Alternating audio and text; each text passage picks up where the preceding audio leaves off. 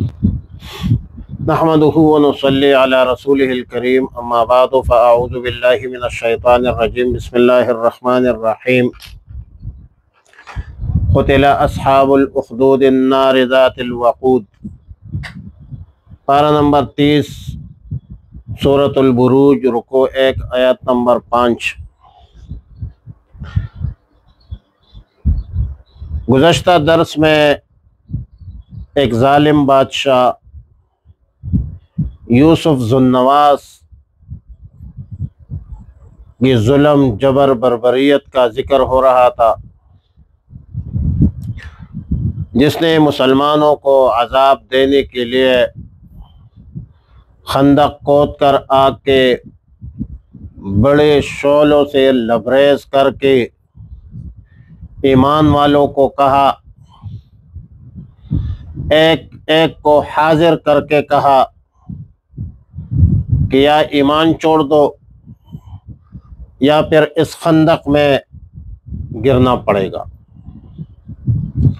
دو choice دی گئی، یا آپ کو مرتد ہونا پڑے گا اور یا اس آگ میں چھلانگ لگانا پڑے گا۔ کتنی مشکل وقت تھی، لیکن ایمان کی ایک لذت ہوتی ہے۔ اللہ تعالی نے ان مؤمنین کو ایسی استقامت بخشی کہ ان میں سے ایک شخص بھی ایمان چھوڑنے پر راضی نہیں ہوا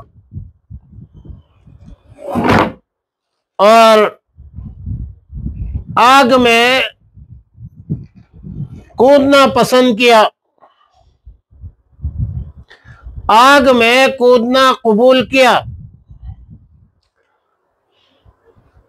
لیکن ایمان کی سودا بازی نہیں کی۔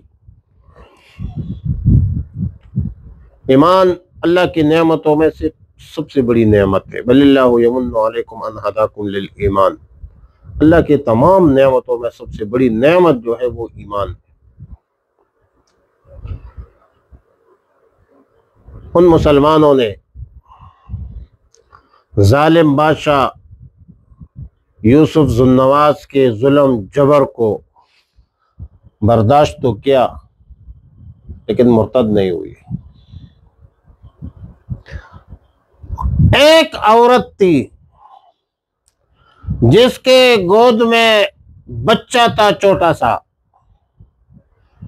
اس عورت کو آگ میں گرنے سے ذرا جھجک محسوس ہوئی۔ ظاہر بچے کی ماں تھی، بچے کا خوف تھا، تو جس بچے پر پریشان تھی اس کمسن چھوٹے سے بچے نے بولا اماں جان صبر کرو، استقامت اختیار کرو۔ اور یہ استقامت جو ہے وہ ثبت اقدامنا، یہ ثبات قدمی، صبر علی المصیبت، استقامت۔ صوفیہ لکھتے ہیں الاستقامت خیر من الف کرامت، استقامت 1000 کرامات سے بہتر ہے۔ اللہ کا وعدہ استقامت پر ہے، ان الذین قالوا ربنا اللہ ثم استقاموا تتنزل علیہم الملائکہ۔ رسول اللہ صلی اللہ علیہ وسلم کو حکم ہے کہ فاستقم کما امرت وتوکل علی اللہ۔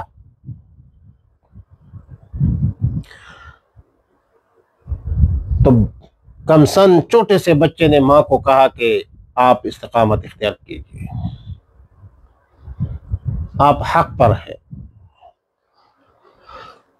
اب جن لوگوں کو اس آگ میں جلا کر قتل کیے تھے ان کے تعداد کے حوالے سے روایات کے مطابق 12,000 بتلائی جاتی ہے، بعض روایت میں اس سے بھی زیادہ ہے۔ اور وہ جو لڑکا تھا جو صاحب کرامات تھا، عبداللہ ابن تامر، اس نے خود بادشاہ کو اپنے قتل کی یہ صورت بتلائی کہ تم میرے ترکش کا تیر لو اور اس پر بسم اللہ ربی کہہ کر مجھ پر تیر مارو تو میں مر جاؤں گا۔ اس ترتیب اور ترکیب سے اس نوجوان لڑکے نے جان تو دے دی، مگر اس واقعہ کو دیکھ کر پوری قوم جاگ اٹھی۔ پوری قوم نے نعرہ بلند کیا، علم بغاوت بلند کیا، پورے قوم نے مسلمان ہونے کا اعلان کیا، اور کافر ظالم جابر بادشاہ کو اللہ نے خائب و خاسر کر دیا۔ ہم نے دیکھا ہے وہ بت توڑ دی جاتی ہے جن میں ہو جاتا ہے انداز خدائی پیدا۔ قوم نے بھی قربانیاں دی، اس نوجوان لڑکے عبداللہ ابن طامر نے بھی قربانیاں دی، جو اللہ کا ولی تھا، اور ظالم بادشاہ کا جو غرور تھا، تکبر تھا، وہ خاک میں مل گیا۔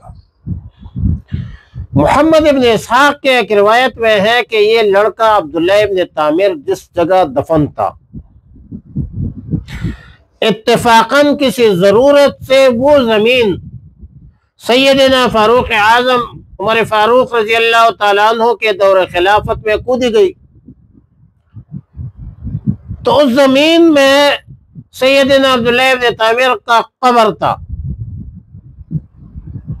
جب قبر کودی تو اس کا لاش بالکل صحیح سالم اس طرح برآمد ہوئی کہ وہ بیٹھا ہوا تھا، ان کا ہاتھ اپنے کنپٹی جو ہے یہ ادھر جو ہے وہ اس پر رکھا ہوا تھا، کنپٹی بھی کہتے ہیں، پٹ پڑی بھی کہتے ہیں، جس پر تیر لگا ہوا تھا، جس جگہ تیر لگا تھا وہاں پر انہوں نے ہاتھ رکھا تھا۔ کسی دیکھنے والے نے اس کا ہاتھ، اس کی جو زخم مجروح جگہ تھی اس جگہ سے اس کا ہاتھ ہٹایا تو اس زخم سے خون جاری ہوا، پھر ہاتھ رکھ دیا، پھر ویسے ہی بند ہو گیا۔ عبداللہ ابن طامر کے ہاتھ میں ایک انگوٹھی بھی تھی جس پر لکھا تھا اللہ ربی۔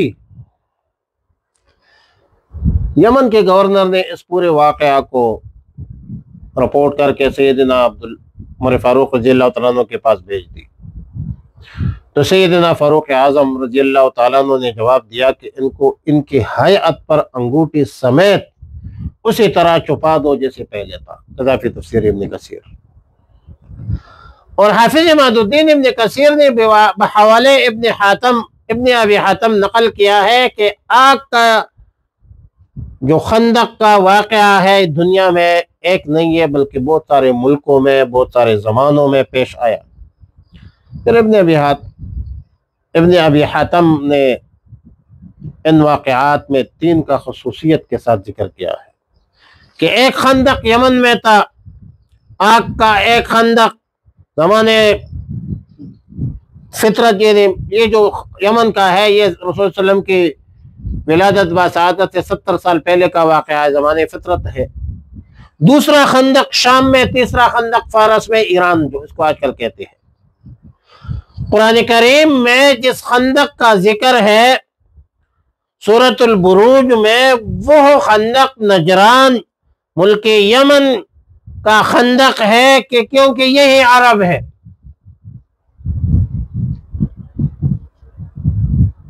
تو یہی واقعہ تھا اصحاب الاخدود النار ذات الوقود کا۔ اللہم احسن عاقبتنا فی الامور کلہا واجرنا من خزی الدنیا وعذاب الآخرہ، اللہم وفقنا لما تحب وترضى، صلی اللہ تعالی علی خیر خلق محمد وآلہ واصحابہ وازواجہ وذریاتہ وبناتہ اجمعین الطیبین الطاہرین وعلی من تبعہم بإحسان الی یوم الدین برحمتک یا ارحم الراحمین۔